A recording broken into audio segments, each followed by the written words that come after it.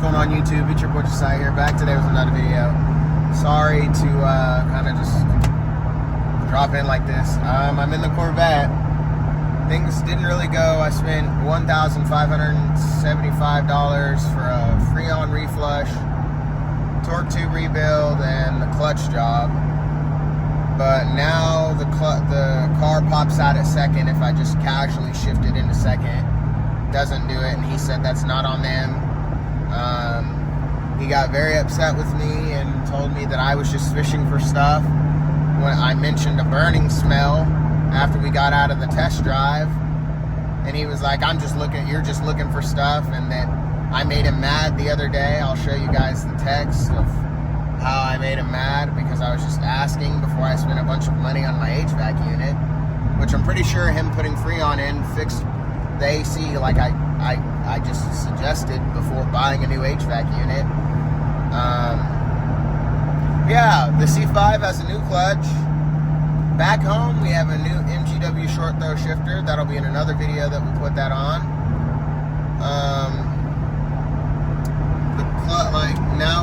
The clutch pedal itself feels lighter than the stock one, and it's an LS7 clutch, so everyone said it was going to feel stock or heavier. Feels lighter. You know, maybe it was just a bad day at the shop, you never know, but he was very, very rude. It was a day. And so I didn't really do a positive, hyped up intro, so I apologize for that. I'm really just at a loss. I've spent quite a bit at this shop. I don't think I'll be going back. I don't think, my fiance thinks I should leave a bad review and post about my experience on TikTok, but I'm not going to do that. I don't necessarily care all too much. I just want my car to work, you know. I want my AC to work, but it's working now so far. We're going to try to make it hot, I guess, and see if that works. Oh, it worked immediately, so that's cool. We're going to go back and see if we can make it cold and see if it works again. Both sides are back to me, so I guess my AC's fixed, so that's good for now. But it pops out in second if I just casually drive. I'll get a clip after I'm done yapping and show you guys what I'm talking about.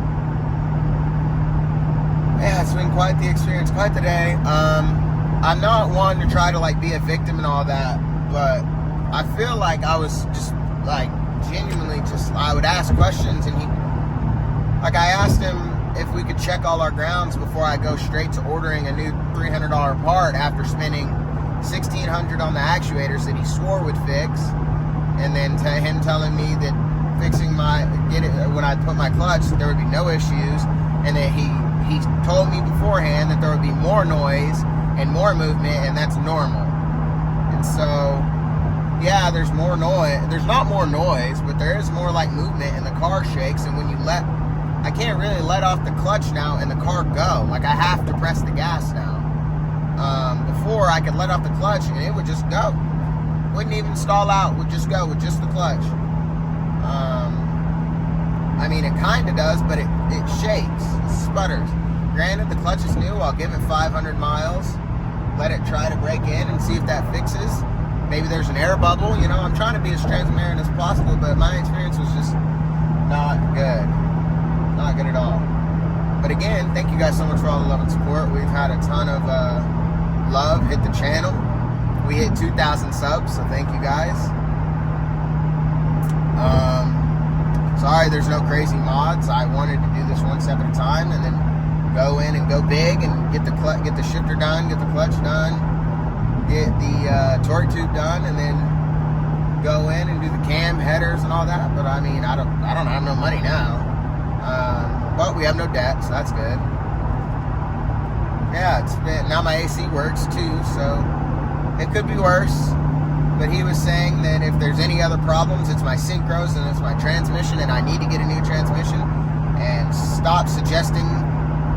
And I was like, I'm not suggesting anything. And he straight up told me to my face that I'm just looking for something. And he said, I don't know what, but you're looking for something.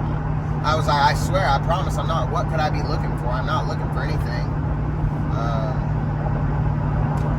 I don't know. It's just a bad experience. But I'll show you guys the clutch when we get somewhere and can get to an open parking lot.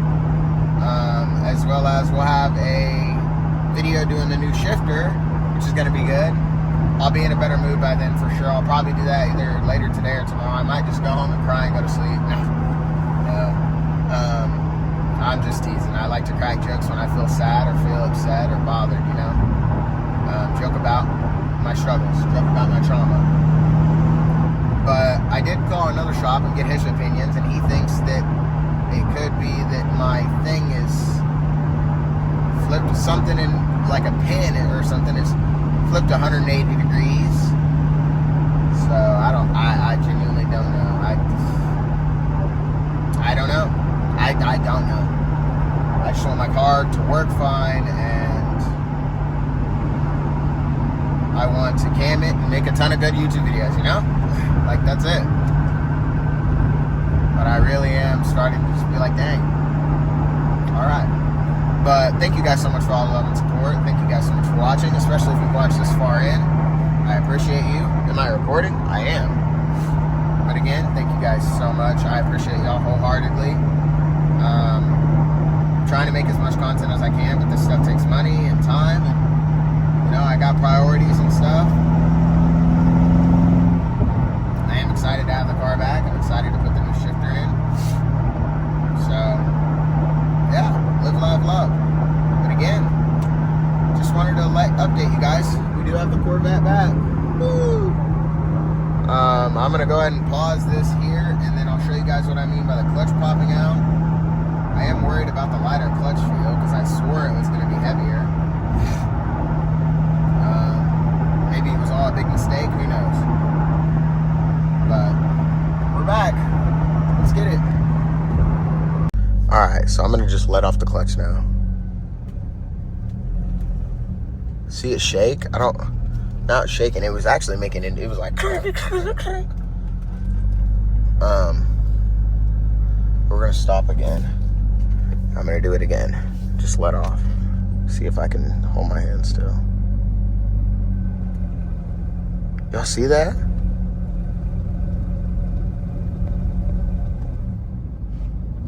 Oh, it took off that time. The last time it stalled out. It never did that before. Alright. Now we're going to stop here. When we get out over on this road, I'm going to record and try to just throw it in second casually. There we go with the bouncing.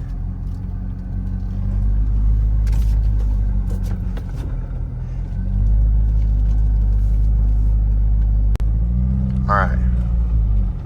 There it goes with that shaking crap. Never did before, by the way. Okay. Well, yeah, we're not doing nothing right here. So much traffic. Alright, so we are driving in first. I'm going to try to just gently put it into second. Every time. So I don't know if you guys caught that, but in that last clip, I let off and it threw it out like normal. But instead of going into neutral, it threw it into third. It threw it into third. How? What?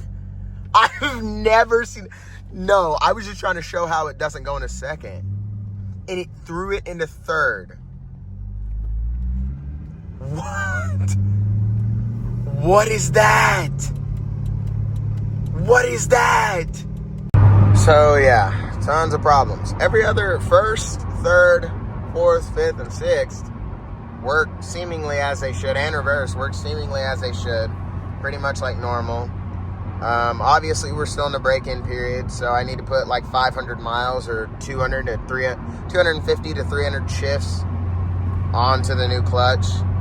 But it's not supposed to be doing that.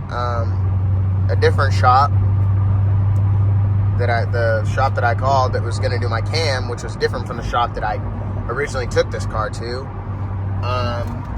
said that it's the linkage. I don't know at all what I have no clue. I've got to learn how to work on these myself so I can learn and start to diagnose these problems myself.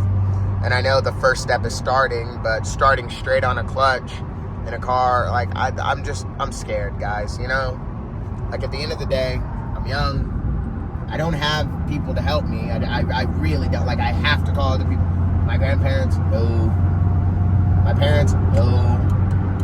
Family members, no. I'm not close enough to the ones that actually would know anything about it to, you know, actually help me. So I'm kind of just stuck, you know?